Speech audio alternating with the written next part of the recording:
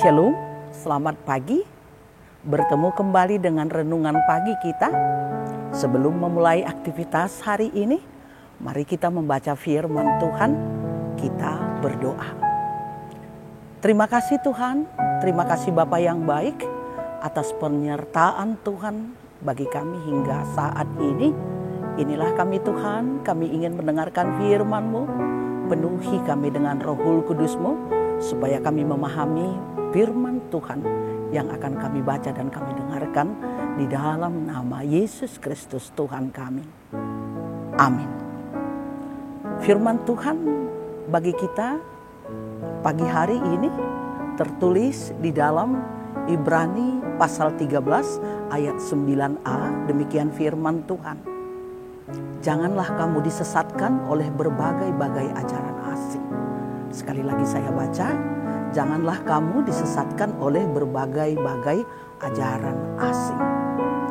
Ajaran-ajaran asing atau ajaran yang menyesatkan yang dimaksudkan di sini adalah ajaran yang menyimpang, yang tidak sesuai dengan yang diajarkan dalam iman kekristenan kita. Ajaran-ajaran asing atau ajaran-ajaran yang menyesatkan adalah ajaran yang tidak sesuai dalam Alkitab. Ajaran asing adalah semua ajaran yang menyimpang dari kebenaran Allah. Supaya kita tidak disesatkan oleh ajaran asing, maka pertama-tama bagi kita perlu mengenali bagaimana ciri-ciri ajaran yang dapat menyesatkan kita. Kita harus tahu mana ajaran yang benar, yang sesuai dengan yang difirmankan Allah, dan mana yang salah. Ada banyak ajaran-ajaran yang menyesatkan. Ada banyak ajaran-ajaran yang kita terima. Apakah itu benar? Apakah itu menyesatkan? Kita harus melihat terlebih dahulu ciri-ciri dari ajaran asing yang datang itu supaya kita tidak disesatkan. Antara lain, kita boleh melihat jika ajaran itu membawa kebenaran baru, maka ajaran itu adalah ajaran yang menyesatkan. Jika ajaran itu membawa wahyu yang baru, ajaran itu juga adalah menyesatkan. Jika ajaran itu membawa penafsiran baru, maka dipastikan ajaran itu adalah ajaran yang menyesatkan. Nah, kiranya Roh Kudus menuntun kita, setiap kita menerima ajaran-ajaran, kiranya Roh Kudus menuntun kita untuk mengenali dan menolak setiap ajaran yang menyesatkan kita. Jadi, janganlah kamu disesatkan oleh berbagai-bagai ajaran asing. Karena itu, berilah hatimu untuk diperkuat dengan kasih karunia dan selalu berpusat kepada Yesus Kristus. Saudaraku yang dikasihi Tuhan, saudara dan saya sudah diperbaharui oleh karya penebusan dari Yesus Kristus.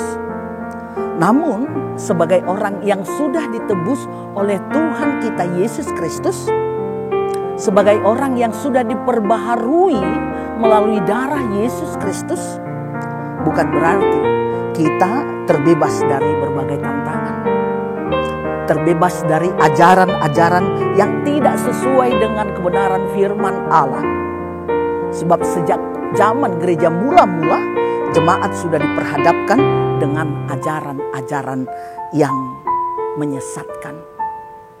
Di dalam ayat 7 dikatakan di sini bahwa ada para pemimpin yang menyampaikan ajaran yang benar, yaitu firman Allah.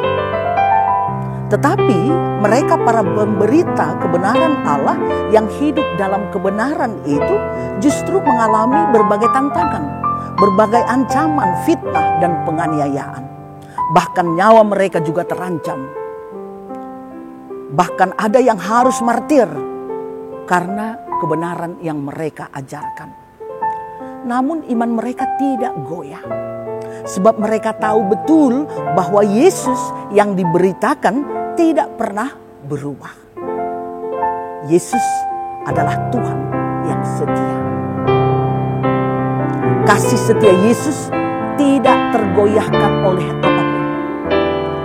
Dia telah mempersembahkan dirinya sebagai korban untuk menebus dosa seluruh umat manusia dan memberikan hidup yang kekal bagi orang-orang yang dikasihinya. Kasih Yesus tetap sama. Kasih Allah tetap sama. Baik kemarin, hari ini, dan sampai selama-lamanya. Itu sebabnya di dalam ayat renungan ini diingatkan kembali. Supaya kita mawas diri dan jangan disesatkan oleh berbagai-bagai ajaran asing. Supaya kita mawas diri dan jangan disesatkan oleh ajaran-ajaran yang menyesatkan bahwa keselamatan dapat diperoleh melalui perbuatan baik. Supaya kita mawas diri dan jangan mau disesatkan oleh ajaran-ajaran yang mengajarkan bahwa keselamatan dapat diperoleh melalui makanan dan minuman. Sebab keselamatan itu adalah anugerah Tuhan semata. Keselamatan itu diberikan secara cuma-cuma bagi orang-orang yang percaya kepada Tuhan. Hanya di dalam Yesuslah kita memperoleh keselamatan dan hidup yang kekal. Saudaraku yang dikasihi Tuhan, bagaimana cara menghadapi ajaran-ajaran yang sesat ini? Itu yang perlu bagi kita. Caranya adalah jangan pernah terpengaruh. Kenakanlah karakter Kristus. Tetap berpegang teguh pada firman Allah. Dan memberi diri supaya hati diperkuat dengan kasih karunia yang dari Tuhan Allah. Nikmatilah firman Tuhan Allah setiap hari supaya imanmu diteguhkan. Terus-meneruslah berdoa setiap saat supaya imanmu semakin tetap teguh di dalam Kristus. Karena itu saudaraku, tetaplah di dalam firman Allah. Tetap percaya kepada Yesus Kristus. Tuhan memberkati tugas dan pekerjaan saudara.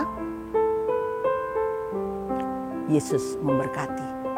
Amin. Kita berdoa. Terima kasih Tuhan atas firman-Mu yang boleh kami dengarkan pada pagi ini. Ajari kami Tuhan, supaya kami mampu menghadapi setiap ajaran-ajaran yang menyesatkan kami. Dan kami terus-menerus hanya percaya kepada Allah, percaya kepada Anak-Mu Yesus Kristus, dan tetap hidup di dalam Roh Kudus. Terima kasih Tuhan. Sertai pekerjaan kami dalam satu hari ini. Tuhan yang menguatkan kami dan Tuhan yang memberkati kami. Terima kasih Bapa. Hanya di dalam nama Yesus Kristus, terimalah doa kami ini. Amin. Selamat pagi saudaraku. Selamat melanjutkan aktivitasmu. Tetap semangat, Tuhan memberkati. Amin.